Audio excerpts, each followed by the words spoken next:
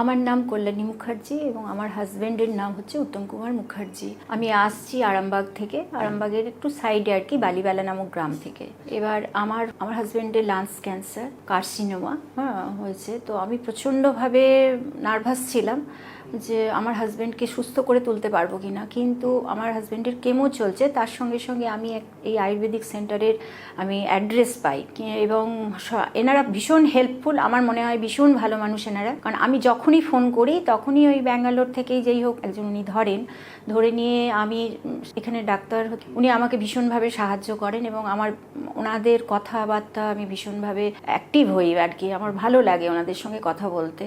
আর ওনাদের যে কোনো মেডিসিন আমি তৎক্ষণাৎ চেষ্টা করি কেনার বা ওষুধ নেওয়ার। এবার ভগবানকে ডাকছি এবং আগের থেকে আমার হাজব্যান্ড অনেকটা ভালো। এটা আমার ভগবানের কাছে আমার সবথেকে বড় পাওয়া। এবং এখানকার দিদি, দাদা এবং ম্যাডাম আমি মনে করি খুব উপকার হয়েছে। ওনার সাহায্য, ওনাদের হেল্প, আরও চেষ্টা করব ওনাদের সঙ্গে সবসময় অ্যাটাচ থাকার। আজকের ম্যাম বললেন, ম্যাম রিপোর্টটা দেখালাম, বলছে যে ওনার যে মেটাবলিজমটা ছিল অনেক জায়গায় তো হয়েছিল, তার থেকে অনেকটা কমেছে, এটা ওনার প্লাস পয়েন্ট। কিন্তু সোডিয়ামটার জন্য আমি বললাম ম্যাম দুর্বল প্রচণ্ড। তো ম্যাম বললেন যে সোডিয়ামটা তো কমে যাচ্ছে, সোডিয়ামটা ওনার যতদিন কেমো চলবে ততদিন কিন্তু সোডিয়ামটা ওনার চলবে, আর তার জন্য হয়তো সোডিয়ামটা কমে যাবে, সোডিয়ামটা কমে যাবে। ওর জন্য কিছু করার নেই ওটা আর কি।